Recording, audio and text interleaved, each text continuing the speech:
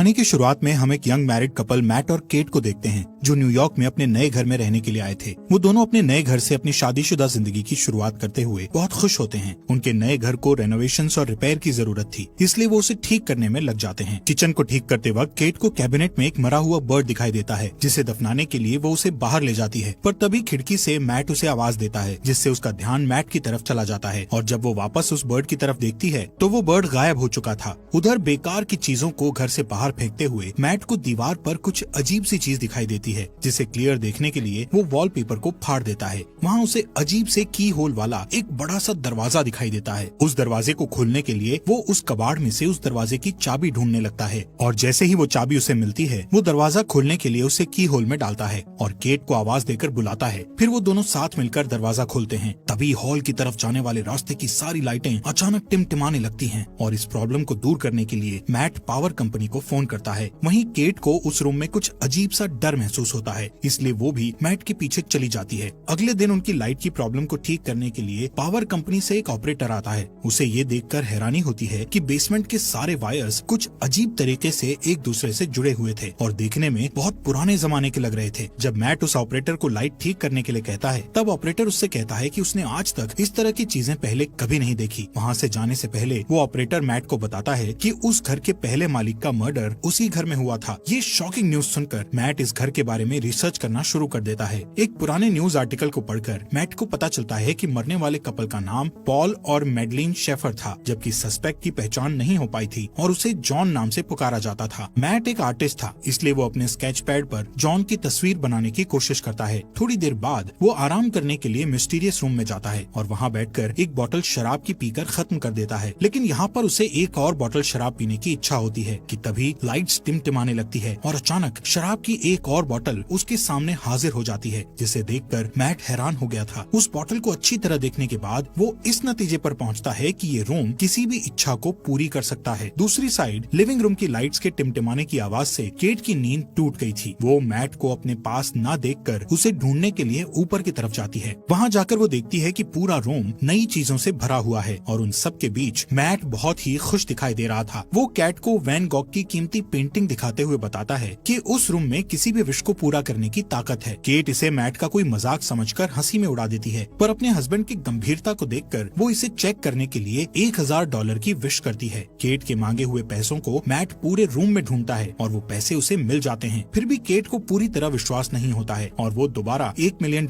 की विश करती है। पहले की तरह इस बार भी उन्हें तुरंत $1 मिलियन मिल जाते हैं और वो रातों रात मिलियनर बन जाते हैं। ये सब देखकर केट बहुत डर जाती है और उस रूम से बाहर निकल जाती है। मैट उसके पास जाकर उसे समझाता है कि वो लोग इस चीज का फायदा उठा सकते हैं और एक शानदार जिंदगी जी सकते हैं। फिर भी वो दोनों सारा दिन उस रूम में अपनी मनपसंद चीजों की विश करते हुए बिताते हैं। उनकी एक विश पर रूम में मनपसंद कपड़ों, शैंपेन, कीमती चीजों और पैसों का ढेर लग जाता है। मैट और केट की खुशियों का ठिकाना नहीं रहता, क्योंकि दुनिया की हर बेशकीमती चीजें उनके पास होती हैं। रात होने पर केट मैट से पूछती है कि आखिर ये रूम उनकी सारी विशेष इतनी आसानी से कैसे पूरी कर देता है, लेकिन मैट उसे कहता है कि उसे इन सब बातों की चिंता नहीं करनी चाहिए। इस तरह अगले कुछ दिनों तक उनकी जिंदगी बड़ी शान और शौकत से गुजरती है। हर बार जब भी उनकी कोई विश होती तो लाइट टिमटिमाती और उनकी सारी इच्छाएं बेसमेंट में बने उस रूम में तुरंत पूरी हो जाती। वो दोनों रातों रात मिले इस खजाने का जश्न मनाते, पार्टी करते और नाचते गाते हुए मस्ती में दिन गुजार रहे थे। लेकिन उनकी ये चमक धमक वाली जिंदगी ज्यादा दिनों तक उन्हें खुशी नहीं दे सकी और धीरे धीरे केट को अपने अंदर की कमी खलने लगती है, जो कि इन सारी चीजों से पूरी नहीं हो सकती थी। मैट को उसकी फिक्र होती है और वो उसे बच्चे का एक बेड गिफ्ट करता है, जो इस बात का इशारा था कि उन्हें बच्चे के लिए कोशिश करनी चाहिए। लेकिन केट ये देखकर खुश होने की बजाय अपसेट होकर घर से बाहर निकल जाती है, क्योंकि पहले ही उसके 2 मिसकैरेज हो चुके थे। थोड़ी देर बाद केट वापस लौटती है और उस विशिंग रूम में जाकर एक बच्चे की विश करती है। जब मैट को ये बात पता चलती है तो वो केट पर नाराज होकर कहता है कि बिना उसकी सलाह लिए उसे बच्चे की विश नहीं मांगनी चाहिए थी। इस बात पर दोनों में काफी बहस होती है। केट कहती है कि उसने ये शॉर्टकट इसलिए अपनाया ताकि मिसकैरेज या लेबर पेन की तकलीफ न झेलनी पड़े। वो कहती है कि वो दोनों इस बच्चे के साथ बहुत खुश रहेंगे, पर मैट इस बात से अग्री नहीं होता और उस बच्चे को रूम में ले जाकर उसके गायब होने की विश करने को कहता है। वो दोनों उस रूम में जाते हैं, पर केट बच्चे को गायब करने की विश नहीं कर पाती और रोते हुए बच्चा मैट के हवाले कर देती है। पर गोद में बच्चे को लेकर मैट भी इमोशनल हो जाता है और वो भी उसे गायब करने की विश नहीं कर पाता।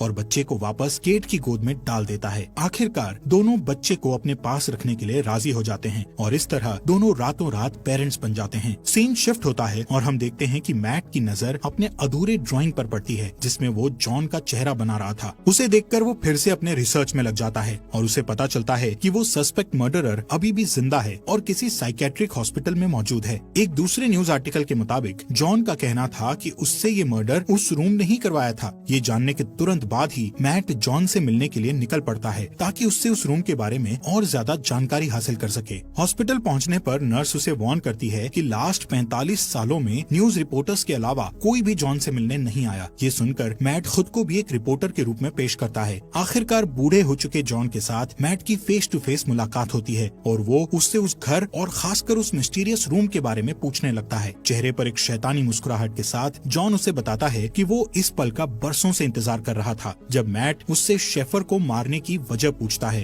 तब वो कहता है कि इसके अलावा उसके पास और कोई चारा नहीं था। फिर बात को बदलते हुए वो मैट को जितनी जल्दी हो सके उस घर को छोड़ देने के लिए कहता है और कहता है कि जिस इंसान की इच्छाएं पूरी नहीं होती उससे ज्यादा खतरनाक वो इंसान होता है जिसकी सारी इच्छाएं पूरी हो जाती हैं। इसके बाद मैट घर लौटते वक्त एक गैस स्टेशन पर गैस डलवाने के लिए रुकता है, पर जैसे ही वो अपने वॉलेट से पैसे निकालता है तो देखता है कि उसके सारे पैसे डस्ट बन जाते हैं। ये देखकर वो तुरंत घर पहुंचता है और इस बात को कंफर्म करने के लिए उस रूम में रखे सारे पैसों को बाहर फेंक देता है। साथ ही वैन गॉग की उस पेंटिंग को भी दरवाजे के बाहर रख देता है। फिर उन सारी चीजों को डस्ट में बदलते हुए देखकर वो समझ जाता है कि वो लोग उस रूम से मिली किसी भी चीज को घर के बाहर नहीं ले जा सकते, नहीं तो वो सारी चीजें डस्ट में बदल जाएंगी। मैट गुस्से में दीवार को तोड़ देता है ताकि रूम की मिस्ट्री को जान सके, पर उसके अंदर उसे उलझी हुई वायर्स के सिवा कुछ नहीं दिखाई देता। उन वायर्स को ट्रैक करना मैट के लिए नामुमकिन था। फिर वो दीवार पर लगे कुछ वॉलपेपर्स को फाड़ता है तो उसे वहाँ उस घर का मैप दिखाई देता है जिसमें उसे सारे वायर्स के कनेक्शन की जानकारी मिलती है। इसी बीच केट बच्चे को गोद में लिए बाहर की तरफ चली जाती है, पर मैट उसे ये कहकर रोक देता है कि बच्चे को बाहर ले जाना सेफ नहीं है। वो उसे असल वजह नहीं बता पाता। कुछ दिनों बाद एक दिन बच्चा किसी दर्द की वजह से जोर जोर से रोने लगता है और केट से नहीं संभलता। तब मैट उसकी हेल्प करने के लिए बच्चे को गोद में ले लेता है और उसे चुप कराने के लिए बाहर निकल जाता है, पर कुछ ही सेकंड्स में वो बच्चा बड़ा होने लगता है और जब वो लोग वापस घर में घुसते हैं तो देखते हैं कि वो एक बड़ा बच्चा बन चुका था। उस रात मैट केट को बताता है कि वो रोम उनकी हर विश को पूरी कर सकता है, पर वो उसकी दी हुई चीजों को घर से बाहर नहीं निकाल सकते, वरना वो चीजें पुरानी होकर डस्ट में बदल जाएंगी। ये सुनकर केट को बहुत दुख होता है और वो कहती है कि उनका बच्चा कोई सामान नहीं है जिसे वो लोग बाहर नहीं ले जा सकते। उसे अपने बच्चे से बहुत लगाव होता है। वो उसे अपना बेटा ही मानती है और उसका नाम शेन रखती है। अगले कुछ दिनों तक केट शेन को घर पर ही पढ़ाती है और उसे समझाती है कि वो घर के बाहर नहीं जा सकता क्योंकि बाहर डेंजरस जर्म्स हैं जो उसे नुकसान पहुंचा सकते हैं। एक दिन जब केट उसे पढ़ा रही होती है तो वो बाहर जाने की जिद करने लगता है। वो कहता है कि उसने जिंदगी में एक बार भी घर के बाहर कदम नहीं रखा। उसे घर के अंदर सिर्फ दीवारें देखना अच्छा नहीं लगता था, लेकिन केट उसकी सेफ्टी के लिए उसे बाहर नहीं जाने दे सकती थी। इसलिए वो हर बार घर के अंदर आते और घर से बाहर जाते समय दरवाजे पर ताला लगा दिया करती थी ताकि शेन गलती से बाहर कदम ना रख सके। एक दिन उसे मैट का ऑर्डर दिया हुआ एक पैकेज मिलता है तो वो उसे लाकर मैट को दे देती है, पर गलती से फ्रंट डोर लॉक करना भूल जाती है। मैट को पार्सल के अंदर एक ब्रांड न्यू गन मिलती है जिसे वो संभाल कर रख देता है। इस बीच केट पियानो बजाने में बिजी हो जाती है और मौके का फायदा उठाकर शेन चुपके से फ्रंट डोर की तरफ बढ़ता है। वो बाहर की दुनिया देखने के लिए बहुत एक्साइटेड था, इसलिए अपने हाथ को दरवाजे से बाहर निकालकर ताजी हवा को महसूस करता है कि तभी केट की नजर उस पर पड़ती है। वो दौड़कर उसके पास जाती है और अपने बेटे को गले लगा लेती है। उसे सही सलामत देखकर केट को राहत मिलती है। फिर मैट और केट दोनों मिलकर शेन को बाहर जाने से रोकने के लिए पूरे घर की खिड़कियों में लकड़ी के तख्ते लगा देते हैं। उस रात केट की नींद खुलती है तो वो देखती है कि शेन उसकी बेड के पास खड़ा है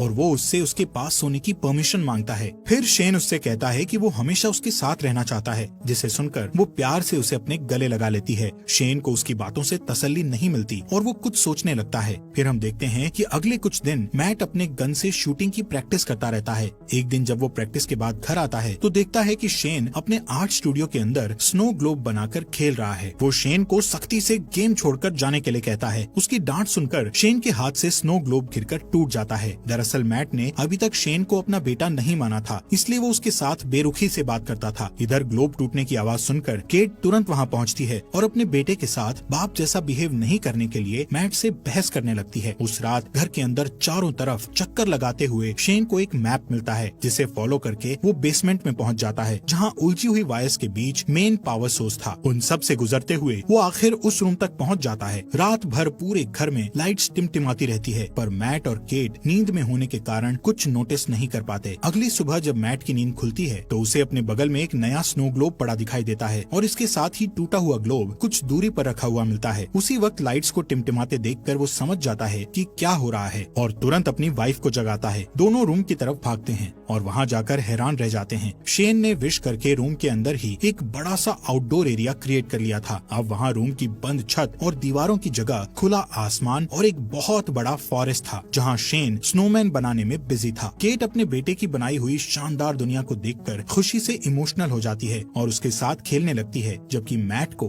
बहुत गुस्सा आता है और वो उसे हाथ पकड़कर वापस घर के अंदर ले आता है। इस घटना से दोनों के बीच शेन को रूम में जाने और खेलने देने की बात पर बहस होने लगती है। मैट कहता है कि ये खतरनाक हो सकता है, पर केट को ऐसा नहीं लगता। उनकी बहस चलती रहती है कि तभी फोन की घंटी बजती है और परमिशन नहीं होने के बावजूद शेन फोन उठा लेता है, पर जल्दी ही मैट उससे फोन छीनकर खुद बात करने लगता है। दूसरी तरफ जॉन की आवाज सुनकर उसे हैरानी होती है। शेन से बात करके जॉन को पता चल चुका था कि उन लोगों ने एक बच्चे की विश की थी। उधर किचन में रखे एक दूसरे फोन से केट उन दोनों की सारी बातें चुपके से सुन लेती है। जॉन उससे कहता है कि शेन को बाहर की दुनिया में आजादी से घूमने देने के लिए उसे केट की जिंदगी की कुर्बानी देनी पड़ेगी, यानी जब केट मर जाएगी तो शेन पूरी तरह से आजाद हो जाएगा और एक नॉर्मल इंसान की तरह जी सकेगा। फिर उसकी उम्र भी नॉर्मल इंसान की तरह ही बढ़ेगी। वो मैट को ये राज भी बताता है कि वो भी रोम का ही दिया हुआ एक बच्चा था। तब उसकी माँ ने उसके बाप को मार डाला था और उसे बड़ा करके खुद को मारने के लिए कहा था ताकि उसका बेटा आजाद हो सके। फिर वो मैट से कहता है कि उसके पास दो ऑप्शंस हैं, या तो वो केट को मारकर शेन को बचा सकता है या फिर शेन को मारकर केट को बचा सकता है। ये सारी बातें सुनकर केट को बहुत दुख होता है और वो घर छोड़कर चली जाती है, जिससे मैट को उसकी फिक्र होने लगती है। केट खुद को मारने के लिए अपनी कार का एक्सीडेंट करना चाहती थी, पर वो ऐसा नहीं कर पाती। इधर घर पर शेन के साथ मैट का बिहेवियर पागलों जैसा हो जाता है और वो उसकी सारी चीजें फेंक देता है, यहाँ तक कि उसका स्टूडियो तक तहस नहस कर डालता है। फिर थोड़ी देर बाद वो शेन के लिए डिनर तैयार करता है, जो कि कुछ दूर रखे डाइनिंग टेबल पर बैठा होता है। शेन उससे ढेर सारे सवाल पूछने लगता है, जिससे चिढ़कर वो शेन को बता देता है कि वो उनका असली बेटा नहीं है और ना ही उसके कोई पेरेंट्स हैं। इतना ही नहीं, वो गुस्से में आकर शेन को फ्रंट डोर से बाहर निकाल देता है, पर शेन डरकर वापस ऊपर चला जाता है। कुछ ही देर में मैट को अपनी गलती का एहसास होता है और वो शेन के रूम में जाकर उससे माफी मांगने लगता है। फिर शेन उसे स्टोरी पढ़कर सुनाने को कहता है और सारी रात वो दोनों साथ में सोते हैं। जब केट वापस घर लौटती है तो उन दोनों को एक साथ सोते देखकर उसे बहुत अच्छा लगता है। उस रात मैट और केट दोनों इंटीमेसी में बिजी होते हैं कि शेन छुप कर उन्हें देख लेता है। फिर वो उनके सोने का इंतजार करता है और जैसे ही वो सोते हैं, शेन चुपके से फ्रंट डोर की चाबी चुरा लेता है। अगले दिन सुबह मैट और केट फ्रंट डोर को खुला देखकर समझ जाते हैं कि शेन बाहर गया होगा। तभी घर के एक अलग हिस्से में शेन को देखकर दोनों हैरान हो जाते हैं, क्योंकि शेन अब जवान हो चुका था, लेकिन उसका दिमाग अभी भी बच्चों जैसा था। वो अपने पेरेंट्स की तरफ गन पॉइंट करके उन्हें धमकाता है, तो केट उसे समझाने की कोशिश करती है। इसी बीच मैट शेन के ऊपर कूद पड़ता है और दोनों में फाइट होने लगती है। उधर केट उनकी लड़ाई की वजह से जमीन पर गिरकर बेहोश हो जाती है। कुछ देर बाद मैट उसे जगाते हुए बताता है कि शेन को गलती से गोली लगने के कारण वो मर गया। इस खबर से दुखी होकर केट रोते हुए घर से बाहर निकल जाती है। मैट उसे तसल्ली देकर वापस घर में ले आता है, जहाँ अभी भी वो उदास रहती है। उधर दूसरे रूम में जहाँ उनकी फाइट हुई थी, असली मैट होश में आ जाता है और पूरे घर में अपनी वाइफ की तलाश करता है कि तभी लाइट्स को फिर से टिमटिमाते देखकर वो डरते हुए उस रूम की तरफ जाता है। उसे पूरा यकीन था कि केट और उसकी शक्ल में शेन अंदर ही होगा। इधर केट को बिल्कुल भी खबर नहीं थी कि उसके साथ बैठा हुआ आदमी मैट नहीं शेन है, पर जल्दी ही उसे शेन के आइस खाने की हैबिट से पता चल जाता है कि वो मैट नहीं बल्कि उसकी शक्ल में शेन है। उधर असली मैट अंदर जाने के लिए पूरी ताकत लगाकर दीवार को तोड़ने की कोशिश करता है। आखिर सारे वायर्स को पार करके वो उस रूम तक पहुंच जाता है, जो कि अब एक जंगल था जहां ढेर सारे ऊंचे ऊंचे पेड़ थे। वहां जाकर मैट को पता चलता है कि शेन ने रूम का यूज करके उस जगह को काफी बड़ा कर लिया था और वहाँ उन्हीं के जैसा एक डुप्लीकेट घर भी बना लिया था। वो ये भी समझ चुका था कि शेन ने उसका रूप केट को किडनैप करके उस डुप्लीकेट घर में रखने और अकेले में उसके साथ फिजिकल होने के लिए किया था। ये ख्याल आते ही अपनी बीवी को वापस पाने के लिए मैट उस जंगल में दौड़ते हुए फाइनली उस डुप्लीकेट घर के अंदर पहुंच जाता है, जहां शेन केट के साथ जबरदस्ती करने की कोशिश कर रहा होता है। मैट को अंदर आते देखकर शेन फिर से लड़ाई के लिए तैयार हो जाता है।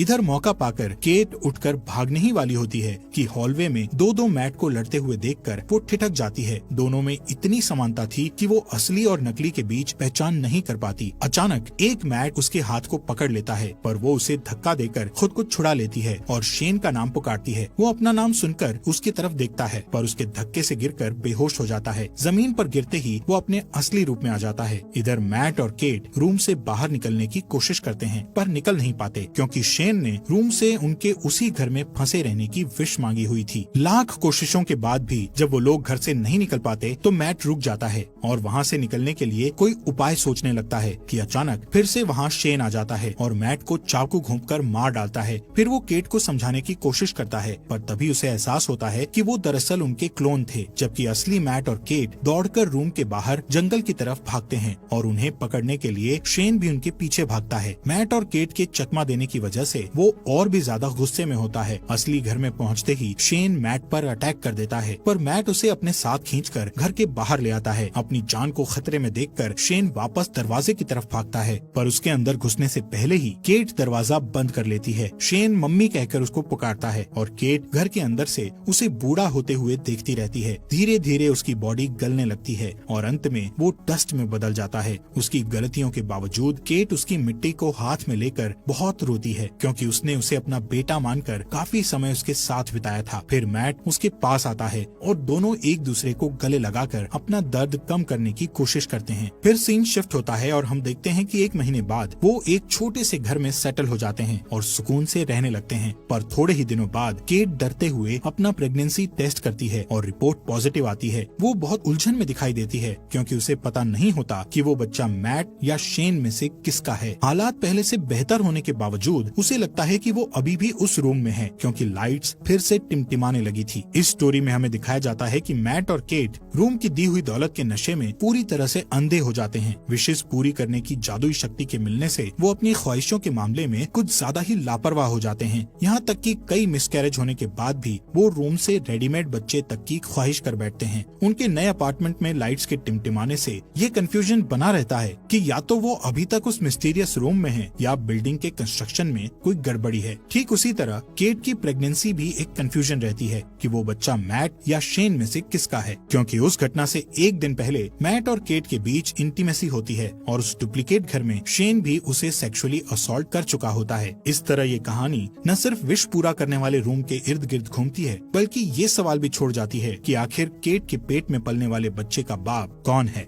मैट या शेन।